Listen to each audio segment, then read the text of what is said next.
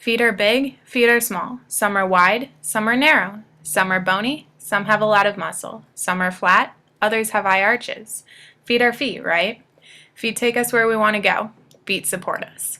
So does our body. Our body is the sanctuary we grew up in. So why do so many young girls, and boys for that matter, grow up looking at one body type, the one on all the posters and on one of the 3,500 advertisements we see in one day, and then look at themselves and think who they are is wrong? We would never consider cutting our feet, would we? No, of course not. Our feet carry us. So do our bodies. Yet so many teenagers, including myself, look at our body with such disdain. We cut, we starve, to look like those on TV, on the poster on our way to school. I never appreciated my body in high school, and as a direct result, I developed an eating disorder that lasted over a year. Over the course of a year, I went from eating a lot to smaller amounts to nothing at all. Anorexia is one form of eating disorder, and 15% of teenage girls suffer from some form of eating disorder, while 10% of teens with anorexia are boys. If more girls thought of their bodies as support like we think of our feet, maybe less people would suffer from eating disorders every year. Yet looking at the facts, the girls in those magazines, the men who have two perfect bodies, even they don't look like that. This video shows how one girl is photoshopped into another version of herself.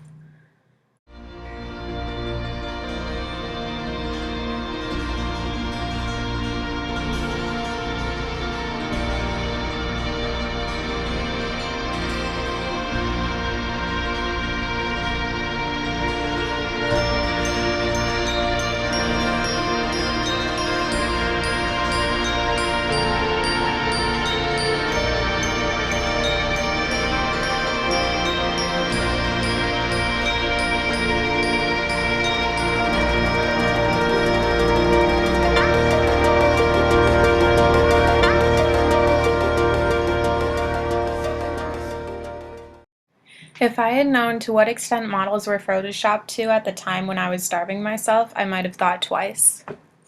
The media in our society has begun to realize how much advertisement and gender roles affect us now, and so they've begun to fire back and create more positive ads.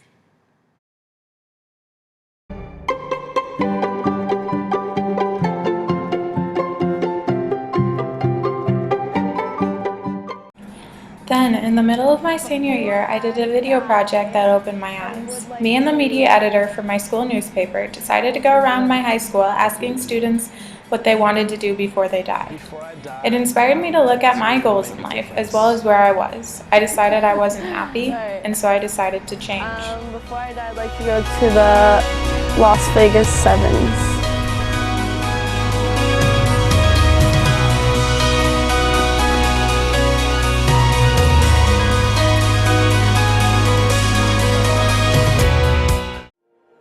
Not only was I witnessing change with the help of the students at my high school, but Dove Beauty Care also launched a campaign that gave me hope for the future. Instead of using the models that were usually used in commercials like this, they chose to look at real women, and this influenced me heavily. I didn't know what he was doing, but then I could tell after several questions that he was drawing me. Tell me about your chin. It kind of protrudes a little bit. Especially when I smile. Your jaw. My mom told me I had a big jaw. What would be your most prominent feature? I kind of have a fat, rounder face. The older I've gotten, the more freckles I've gotten. I would say I have a pretty big forehead. Once I get a sketch, I say thank you very much, and then they leave. I don't see them. All I had been told before the sketch was to get friendly with this other woman, Chloe. Today I'm going to ask you some questions about a person you met earlier, and I'm going to ask you some general questions about their face. She was thin, so you could see her cheekbones. And her chin, it was a nice, thin chin. She had nice eyes. They lit up when she spoke. Cute nose. She had blue eyes, very nice blue eyes. So here we are. This is the sketch that you helped me create, and that's a sketch that somebody described of you. So yeah, that's...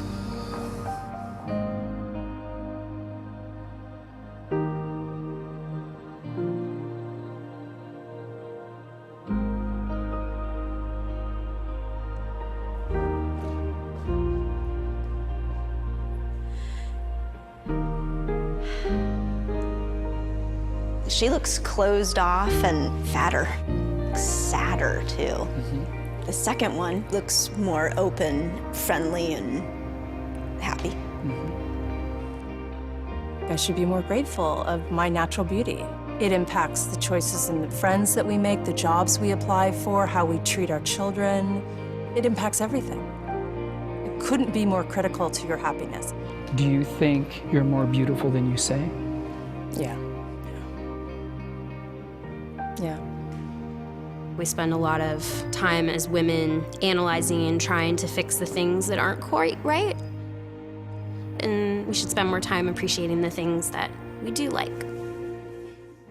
This particular video has also influenced me to follow a career path that lets me make videos like it, so that I can influence people to feel better about themselves.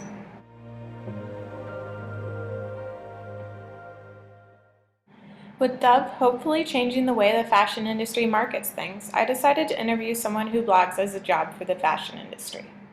So for my fashion blog, I've realized that body issue is a huge controversial issue within the fashion industry. And I would think specifically for young girls who are still kind of like trying to find who they are. And, you know, in magazines that young girls read, like Teen Vogue or just Vogue in general or Harper's Bazaar, you don't really see a lot of plus size models and or, you know, really short models. So you get like this image that you have to be tall and skinny and long hair and a certain look to really feel pretty and be, you know, that person. When in real life, you know, you just are who you are.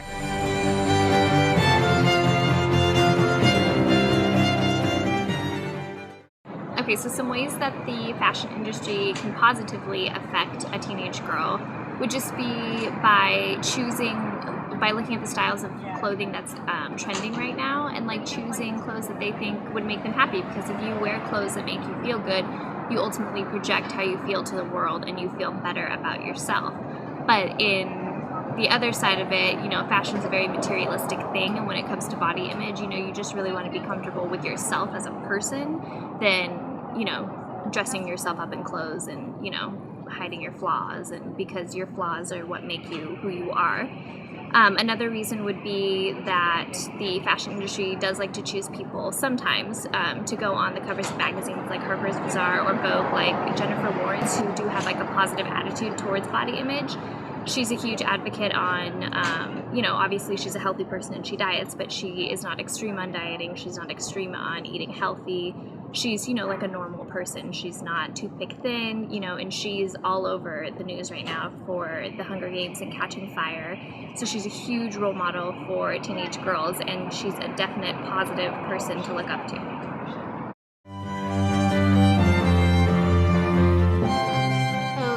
The fashion industry can do to improve body image for teenage girls would be to stray away from Photoshop, because if you look at a picture in a magazine from beginning to end, the beginning photograph is completely different than the photograph in the magazine that everyone sees. You know, they make things bigger where they think that's beautiful, they make things smaller, you know, they make you tan, they make you shine here, they make your hair longer, you know, you name it, they do it.